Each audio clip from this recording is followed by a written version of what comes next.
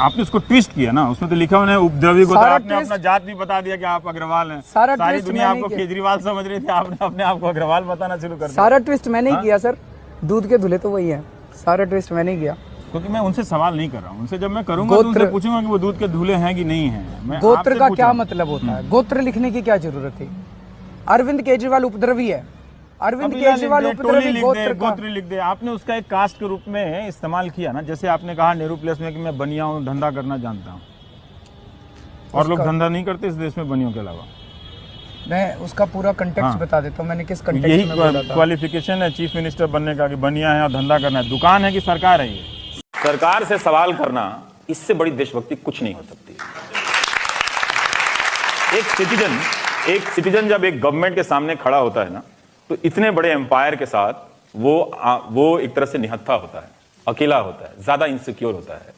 और वहां जब खड़ा होकर वो सवाल कर दे तो प्रोटेक्शन गवर्नमेंट को नहीं मिलना चाहिए, सिटीजन को मिलना चाहिए। इसीलिए सेडिशन का जो लॉ है, अगर लगाना है तो उस मंत्री पे लगा दीजिए जिससे सवाल पूछा गया और जो जवाब नहीं दे रहा है, और जिसने सवाल पूछा है उसको कम से कम सरकार को 1000 रुपया इनाम के तौर पर देना चाहिए। क्यों? क्योंकि आपने सवाल पूछकर इस डेमोक्रेसी में कंट्रीब्यूट किया है। तो there should be a contribution money और prize for every citizen who ask question. इनका बैन लग जाता है तो आप क्या कहेंगे कि यहां खड़ा होकर न्यूज पढ़ देंगे सड़क पे? आप लोग नहीं हैं तो जब आप रहेंगे तो कैसे बैन लग जाए? क्या है? मैंने कहा कहीं संविधान में लिखा है कि पत्रकार न्यूज पढ़ेगा तो स्टूडियो में ही पढ़ेगा? कहीं पढ़ देगा, पार्क में पढ़ देगा, गाड़ी में पढ़ देगा, नहीं होगा तो बाथरूम बंद करके जैसे गाते हैं वैसे न्यूज पढ़ देंगे। इसमें क्या है?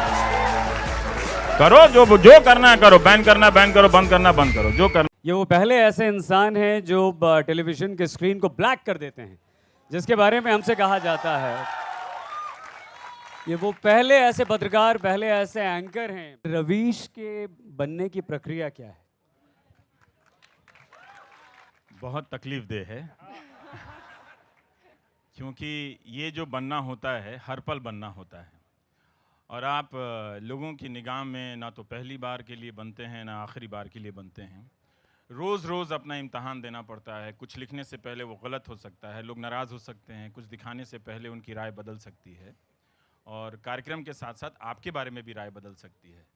तो बहुत ही आप समझिए कि हम रस्सी की धार पर चलते हैं, उस पर कब फिसल जाएं कब गिर जाएं इसका ख़तरा तो रहता ही है।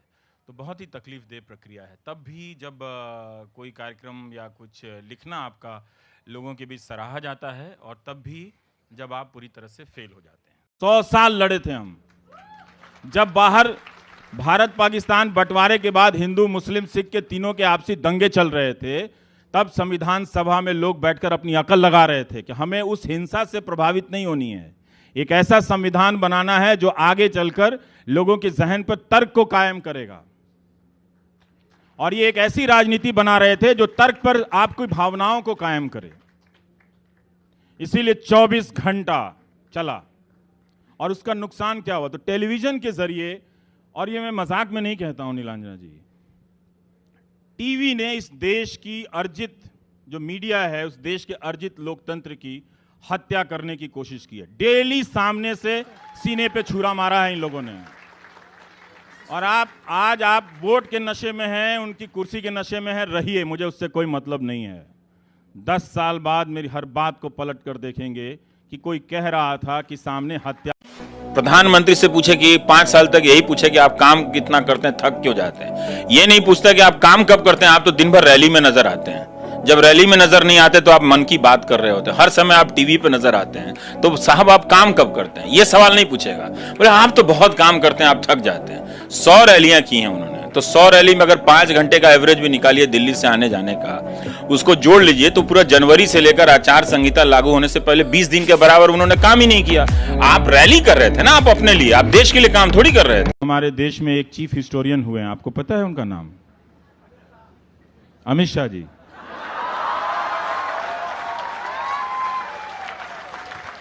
एक लाइन में हिस्ट्री बता जाते हैं, कांग्रेस ने धर्म के आधार पर बंटवारा किया, ये समझ बनाई जा रही है। ये क्या समझ है आपको पता है? तो ये इतिहास की समझ, टिकटॉक वाली समझ बनाई जा रही है, और इस तरह की हिस्ट्री की समझ कोई चीफ हिस्टोरियन ही बना सकता है।